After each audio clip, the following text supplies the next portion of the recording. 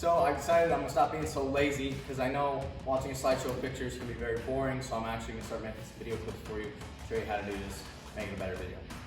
Let's get to it. Also, I did not show you how to take off this throttle system. I don't know what you want to call it.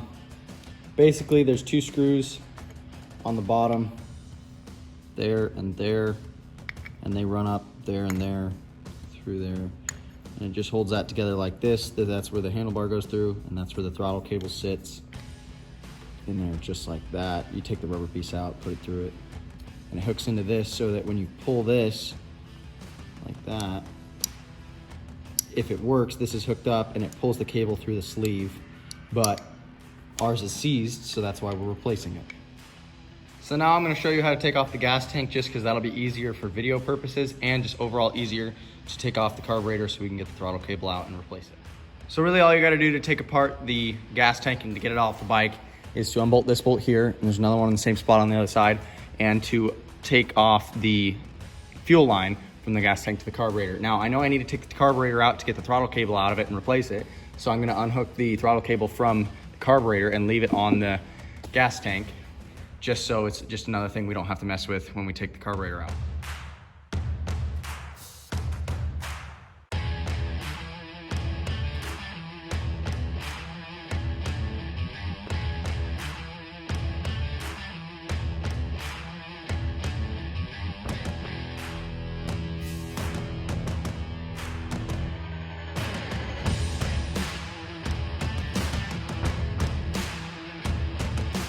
The next thing we need to do is take off the carburetor, so we are going to undo this clamp, which will free up the air intake, and this clamp. They both take Phillips headed screws. We'll remove this hose and this hose, which both appear to be exhausts. They don't really go to anything, they just dead end. And then we'll go over to the other side and do more.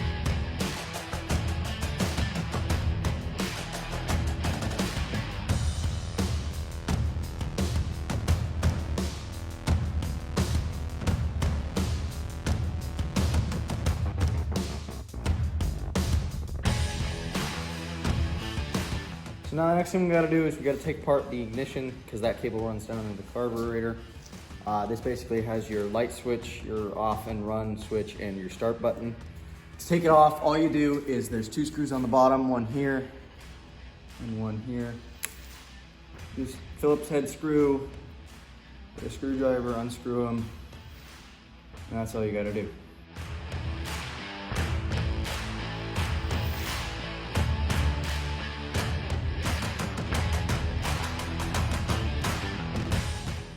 And as you can see, all you had to do was take out this one actually, and it just slides down out of that hole. That's probably not supposed to be like that, but this quad's battery doesn't work, so we never mess with this really at all anyways.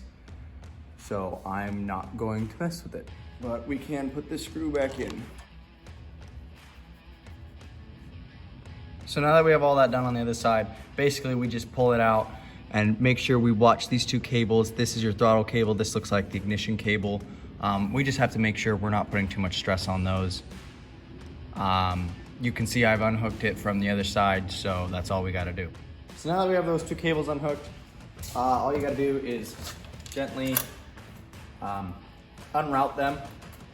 And there might be zip ties. I don't know what you've done. This looks like the stock factory did this.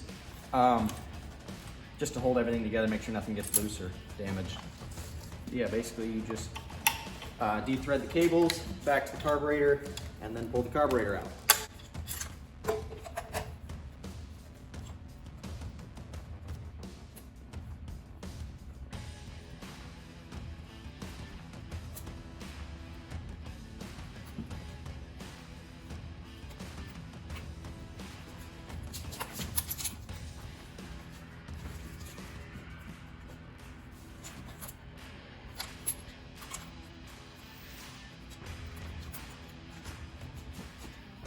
And just like that, I have the cables unrouted, and with everything loose, we can just push that out to the side.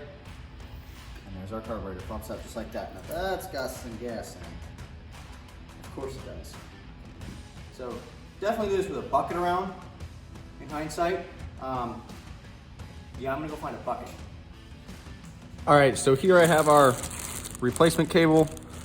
Not much to it, just same thing that's on here.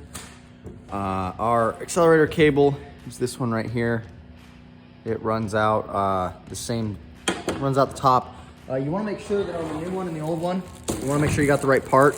Easiest way to tell is to hold the balls to the right end up next to each other, and you can see they are close enough to the same size. Looks like they're about exact. It'll work. So keep the carburetor upright, spill as little gas as possible. And then you unscrew this piece. And you gotta be careful because there's a spring in here and you need that spring, so you don't wanna just let it fly away.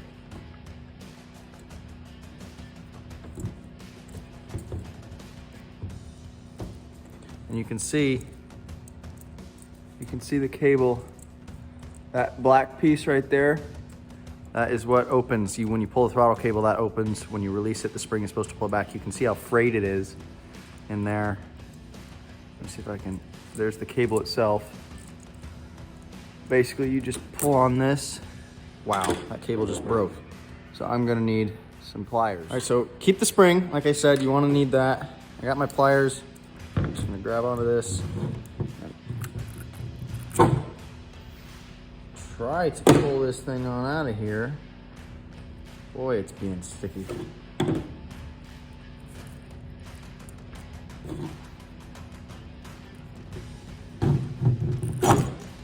And there you have it. And the cable goes just like that. You just put it around there, and that's all that holds the ball in. Cable runs through there. You can push the ball out. Ball sits down in that hole, just like that. And this runs down through there, and the tip of that metal piece goes into that other piece down there. So when you pull on the cord, it opens the valve, and when you release it, the spring is supposed to push that thing back down to close the valve, giving you less gas. So on an old cord, you're also gonna need this piece as well, obviously. They don't give you that on replacement, and this rubber piece. And I believe there's supposed to be a gasket in there. Ours may have just eroded away, burned up over time.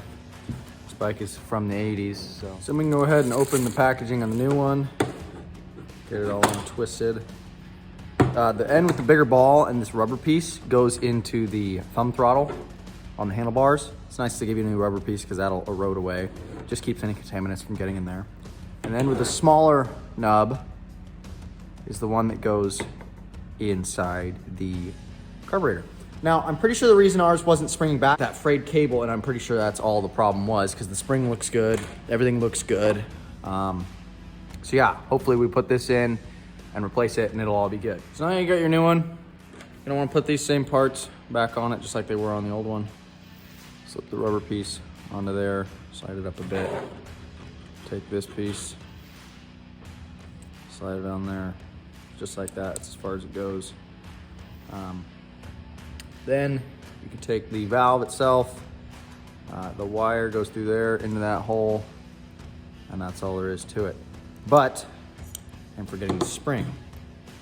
This part's tricky because you don't want to lose the spring, but you need to collect the spring on the cable,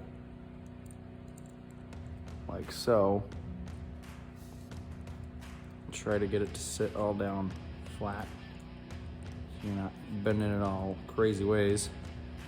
Like that, and then put that on there, and then you can let the spring shoot up into there. And it'll sit like that. So now, put this back in here. And looks like there's a groove there. Slide it in, make sure that pin goes into there. I have to help it a little bit. Then yeah, you just shove that in there. And I'm spilling gas everywhere. Put this on there. Jesus, that's a lot of gas. And screw this piece into there. And you can see the valve closed itself. Boy, this thing holds more gas than I thought it would. Should have probably drained it. When you do this, drain it. I'm short on time, I didn't want to mess with it. But yeah, definitely drain the carb. Save yourself some mess. So then all you really want to do is make sure that the metal piece and the rubber piece are pushed down on there good, and you'll feel the rubber kind of snaps into place. There's a little groove that it fits in. And that's basically all there is to it, replacing it on the carb side. Now we can reinstall the carb and work on installing it on the handlebar side. So now when reinstalling the carburetor, make sure you have it facing the right direction. Easy to tell, the air intake tube has a bigger hole than the side that goes into the engine part itself. You can see that hole is smaller than that hole. So basically put this in this hole and flex it until you can get the other side in the other hole and wiggle it. Might have to loosen the clamps a little bit. And you can see it moved a little bit as I loosened that. Just wiggle it until you get it all good and shoved in there, and then tighten up your clamps.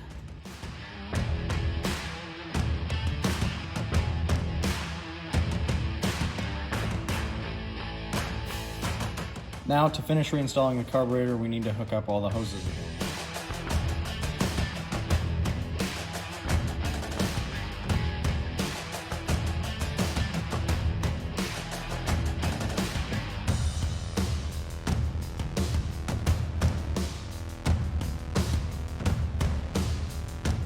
Now we can go ahead and reroute the cables.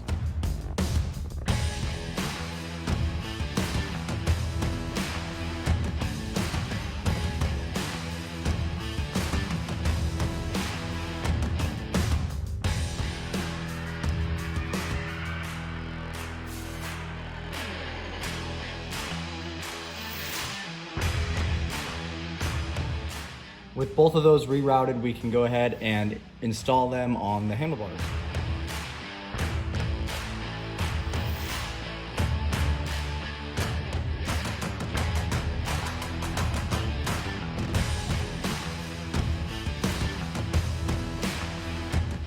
So now that you have the cable routed, you're going to want to take it and shove the wire. This is the thumb throttle. Pull it back a little bit, give yourself some space, shove the wire underneath there. You gotta get the wire to go underneath and come up in the middle. And it's kind of tricky, but if you play with it enough, that basically has to go down that hole. So yeah, just like that. That's the easiest way to do it, it looks like. If you just shove the ball down in there and then turn it, you should be good. So now that that's in there, we can back this on up to there, pull the rubber piece up,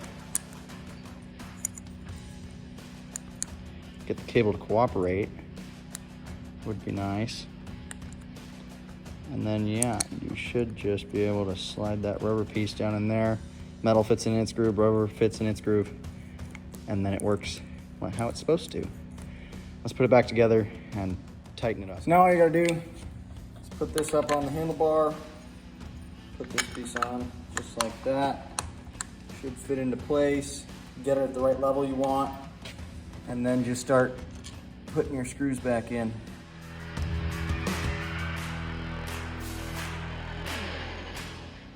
Now I'm going to go ahead and put the gas tank back on.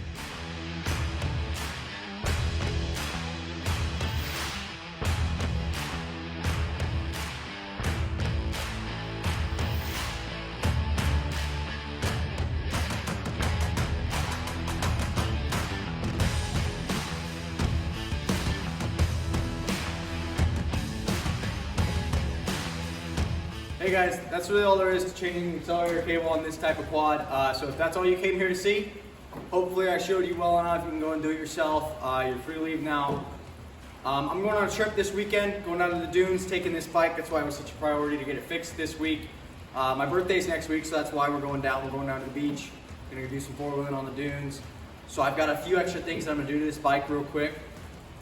And I'm gonna roll those next. But if all you came here to see was the accelerator cable, cool. Hope I showed you good enough. You can stick around, see some more things about this bike.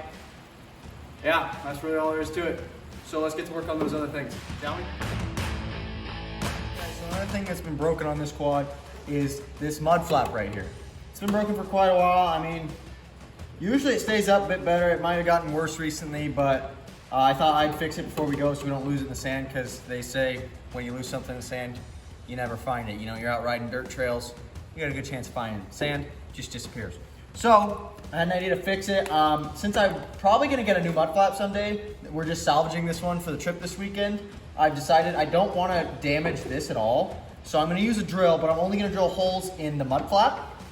And I'm gonna slip zip ties through the holes, loosen the bolts, and on the back, I'm gonna zip tie them to the back of the bolts and then tighten the bolt down on the zip tie. So let's see if we can get this to work.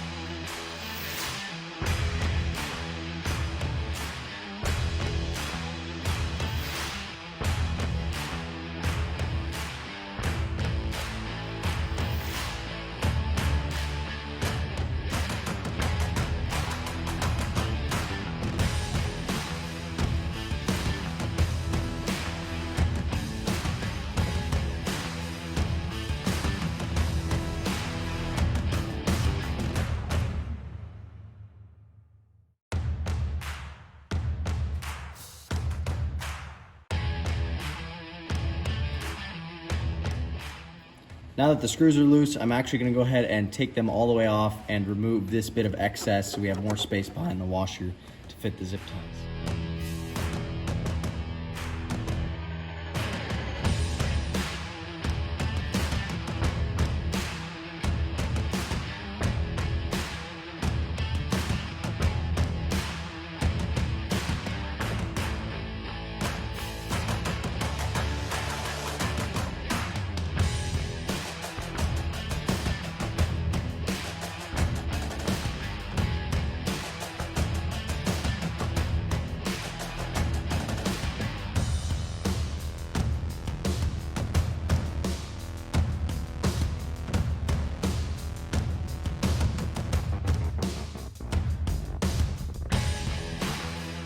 So the last thing I'm going to show you how to do is how to replace your back tires. I'm only doing this because I'm changing out my back tires with these paddle sand tires. Now, this really made me mad. I'm not going to show a lot of it because it's really simple, really just 4 bolts. But what made me mad was this set of tires, somebody put them all in the same way. You know, the paddles are made to scoop the sand to give you more traction. Well, they're literally put on the same way. So this one on the other side is gonna be accessible, but on this side, to make them scoop the sand, the spigot's on the other side. So I don't know how we're gonna air this up, but we'll figure something out. Anyways, let's get to work.